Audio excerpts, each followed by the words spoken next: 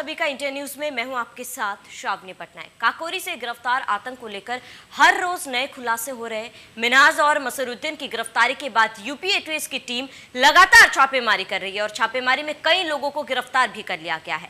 लेकिन इस आतंकी में सुरक्षा एजेंसियों के हाथ ऐसे सबूत लगे हैं जिसने सुरक्षा एजेंसियों की भी नींद उड़ाकर रख दी है। आज हम अपने प्रोग्राम में उस सबूत के बारे में बताएंगे, जो साथ ही ये भी समझाएंगे कि क्या है ऑपरेशन विषकन्या।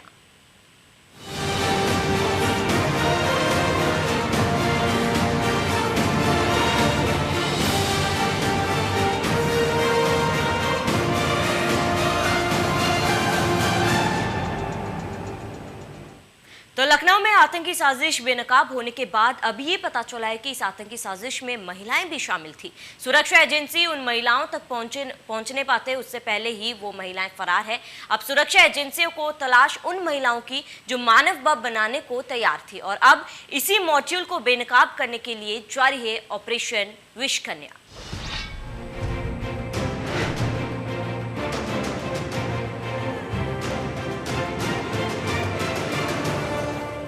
आतंकी चल रही थी। एटीएस पूछताछ में लगातार खुलासे दर खुलासे परत दर परत खुलती चली जा रही है। वहीं पर जो कानपुर की 3 महिलाओं का जिक्र हुआ था, उसमें शकील ने एटीएस को पूछताछ में बताया, जो सूत्रों के हवाले से खबर है कि शकील की दूर की रिश्तेदार वो महिला थी जिस महिला ने कानपुर में अन्य लोगों को पनाह दी थी। और ये भी सूचना निकल करके सामने आई है उन महिलाओं को ट्रेनिंग के लिए बाहर भेजा गया था, जिनको बाद में नेपाल के रास्ते भारत में और फिर उसके बाद में लखनऊ मिन्हाज के घर में उस महिला से मुलाकात कराई गई थी। वो महिला उन महिलाओं को लेकर के कानपुर में आई थी। कानपुर में एक जाजमाऊ का हाजी बताया जा रहा है जिसकी जिम्मेदारी थी उन महिलाओं को रखने की और उनको आर्थिक स्थिति के लिए पैसा मुहैया कराने की। लेकिन जैसे ही एटीएस ने आतंकी साजिश में शामिल महिलाओं की गिरफ्तारी के लिए कानपुर में छापेमारी की, उससे पहले ही महिलाएं अंडरग्राउंड हो गई। हालांकि एटीएस अभी लगातार जांच कर रही है कि आखिर महिलाएं कहां लापता हो गई हैं, क्योंकि ये खबर चौंकाने वाली है कि आतंकी साजिश में महिलाएं भी शामिल थीं। इसलिए एटीएस की टीम लगातार अलग अलग जिलों में छापेमार कार्रवाई कर रही है। सूत्रों की माने तो खबर ये भी है कि सुरक्षा एजेंसियों की कार्रवाई के बाद ये महिलाएं नेपाल भाग सकती हैं। अब वो महिलाएं अंडरग्राउंड हो गई, ये कहा जा सकता है कि एक तरीके से गायब हो गई हैं। हालांकि एटीएस लगातार इस बात की जांच कर रही है कि वो महिलाएं आखिर गई तो गई कहाँ। वहीं अगर हाजी की बात करें तो कानपुर की क्राइम ब्रांच टीम और एटीएस लगातार उस हाजी की भी जांच पड़ताल कर रही है जिसकी जिम्मेदारी पर उन महिलाओं की जिम्मेदारी थी। और वहीं ये भी सूत्रों से पता चला है कि इन महिलाओं में 4 महिलाएं मुखबिर थीं, जिनकी 2 ट्रेनिंग के दौरान वहीं पर मौत हो गई थी और 2 महिलाओं को कानपुर लाया गया था। तो कुल मिलाकर के जो सूत्रों से हवाले से खबर है, इन महिलाओं के विंग में 7 महिलाएं निकल करके सामने आई हैं, जिनमें औरैया की और उन्नाव की निवासी महिला बताई जा रही है। हालांकि लखनऊ में एटीएस जो है कानपुर की क्राइम ब्रांच से उस मछरिया चौराहे या मछरिया क्षेत्र की उस महिलाओं से संपर्क करने की कोशिश कर रही है, उसकी जाँच पड़ताल की जा रही है, जो शकील की रिश्तेदार बताई जा रही है। खबर तो ये भी है कि आतंकी साजिश में शामिल महिलाएं अलग अलग जिलों से थीं। सूत्रों के हवाले से मिली जानकारी के मुताबिक ये महिला मूक बधिर थी ताकि इन लोगों को आसानी से मानव बम के लिए तैयार किया जा सके। वहीं कानपुर में ही साजिश में शामिल महिलाओं के रुकने की भी खबर है। मतलब साफ है, काकोरी का कानपुर कनेक्शन बहुत खतरनाक था। इन सब खबरों से साफ लगता है कि साजिश की पूरी कहानी कानपुर से ही गढ़ी गई। कानपुर से यूपी में देश को 15 अगस्त से पहले दहलाने की साजिश रची गई थी। कानपुर में महिलाओं विंग का एक संगठन तैयार किया जाए, जिसके लिए उन्होंने शकील की दूर की रिश्तेदार को अपने संगठन में शामिल कर लिया था। उस संगठन में शामिल करने के बाद यूपी के अलग अलग ज़िलों से भी उन महिलाओं को शामिल किया गया था, जिसमें 4 मुखबिर महिलाएं बताई गई थी। हालांकि 2 महिलाओं की उसी ट्रेनिंग के दौरान मौत हो गई थी। वहीं कानपुर कनेक्शन काकोरी से साफ तौर पर निकल करके सामने आया है। वहीं कानपुर की अगर बात करें तो कानपुर आतंकियों का गढ़ माना जा रहा है, क्योंकि 2000 2000 में जिस तरीके से कानपुर के आर्यनगर में कुकर ब्लास्ट हुआ, उसके बाद कानपुर में अलकायदा, हिजबुल मुजाहिदीन और अब अलकायदा के जो आतंकियों कनेक्शन निकल करके सामने आया है, उससे एक बात साफ होती नज़र आ रही है कि आतंकियों को जिस तरीके से अपने यूपी या अन्य देशों ज़िलों में ब्लास्ट या किसी प्रकार की खुफिया सूचना रखने की ज़रूरत होती थी, वो अपने गढ़ को कानपुर बनाने की कोशिश की फिराक में रहा करते थे। यूपी एटीएस ने खुलासा किया कि कानपुर की तीनों महिलाएं अलकायदा के संपर्क में थीं। तीनों आतंकी संगठन से करीब 1 महीने से जुड़ी हुई थीं। खबर तो यहां तक है, आतंकी संगठन अपना नया ठिकाना कानपुर को ही बनाना चाहते थे, क्योंकि लखनऊ में सुरक्षा एजेंसियों की नजरों से बच पाना उनके लिए मुश्किल हो रहा था। इसलिए पाकिस्तान में बैठे आतंकी आका लगातार कानपुर पर नजर बनाए हुए थे।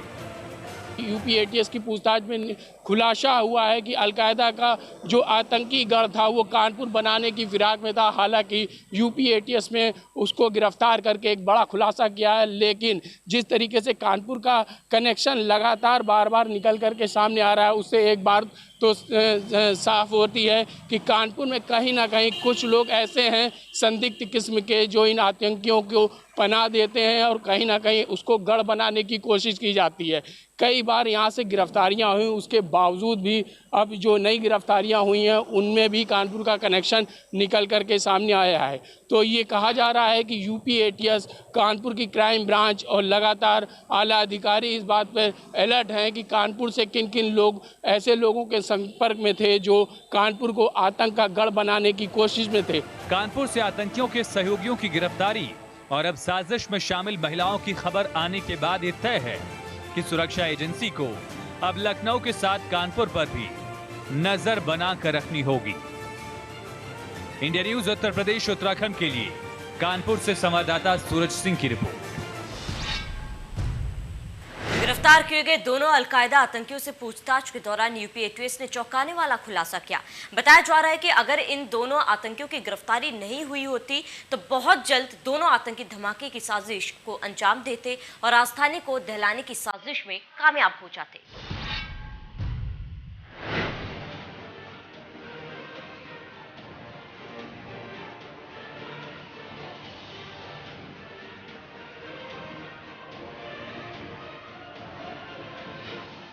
लखनऊ के ही सीने में छीटा जाना था लखनऊ का लहू। लखनऊ की फिजाओं में खोलनी थी बारूद की गंध। नवाबों के शहर को दहलाने की थी आतंकी साजिश। ठीक सुन रहे हैं आप, पाकिस्तान के एबटाबाद में अलकायदा का मुखिया ओसामा बिन लादेन 2011 में ही मारा गया, लेकिन उसके गुर्गे अभी भी आतंकी बारूद की गंध चाहते हैं। अलकायदा के इंडियन मॉड्यूल अंसार गजवातुल के आतंकियों ने इस बार यूपी को दहलाने की साजिश रची। लखनऊ के काकोरी क्षेत्र से पकड़े गए संदिग्ध आतंकी मिन्हाज और मुर्शीद से एटीएस लगातार पूछताछ कर रही है। खबरों की माने तो सवालों के जवाब गिरफ्तार आतंकी घुमा फिरा कर दे रहे हैं। आतंकी मिन्हाज ने बताया ब्लास्ट कई जगह करने की साजिश के बाद वो गाड़ियों से भागने वाले थे, एजेंसियों के संपर्क में थे। ये ट्रैवल एजेंसी लखनऊ की या किसी अन्य जगह की हो सकती नहीं दी। आतंकियों से पूछताछ में एटीएस को रोज आपको बता दें कि कई जगह सीरियल और मुसीर को फरार होने का पूरा रोड मैप तैयार कर लिया गया था। किस ट्रैवल एजेंसी की मदद ली जाएगी और किस लोगों को साथ में जाना है, ये सारा रोड मैप तैयार कर लिया गया था। आपको बता दें कि इसमें जो कमांडर थे उनके आखिरी निर्देश पर ये पूरी घटना को अंजाम देने वाले थे। ऐसे में एटीएस ने यह भी खुलासा किया कई जगह सीरियल ब्लास्ट करने में जो इस्तेमाल किए जाने थे वो मानव बम का इस्तेमाल किया जाना था। मानव बम द्वारा सीरियल ब्लास्ट करने के बाद इन लोगों की पूरी तरीके से फरार होने की पूरा रोड मैप तैयार कर लिया गया था, जिसको कि एटीएस ने के पूछताछ में पूरा खुलासा किया गया। यह आतंकी साजिश कामयाब होती, इसके पहले ही आतंकियों का खूनी खेल खुल गया। एटीएस ने आतंकियों को गिरफ्तार कर लिया। सूत्रों के हवाले से खबर है कि मिन्हाज ने पूछताछ में बताया कि उसके द्वारा नक्शा जलाने की बात गलत है। उनके पास किसी तरह का नक्शा नहीं था। उनके कमांडर ने कई तरह के नक्शे तैयार किए और जल्द ही दोनों को नक्शे मिलने वाले थे। लेकिन एटीएस की माने तो छापेमारी के तुरंत बाद आतंकवादियों ने कुछ जलाया था। बहुत संभव है धमाके की साजिश का पूरा प्लान रहा हो। फिलहाल उसकी जांच जारी है। 15 अगस्त और बकरीद को लेकर यूपी में होने वाली बड़ी साजिश को नाकाम करने के बाद यूपी एटीएस की टीम ने कई खुलासे किए हैं। मिन्हाज और मसरुद्दीन की गिरफ्तारी के बाद अगर बात करें तो 3 और गिरफ्तारियां की गई हैं। शकील मोहम्मद मुस्तकीम और मोहम्मद मुईद की गिरफ्तारी के बाद अब जो पिस्टल बरामद हुई थी उस पिस्टल को लेकर जांच पड़ताल की जा रही है कि मिन्हाज के बाद जो पिस्टल मिली थी उसके पीछे कौन कौन लोग शामिल है। साथ ही जो विस्फोटक जो बरामद हुआ है उस विस्फोटक को सप्लाई करने वाले लोग कौन थे।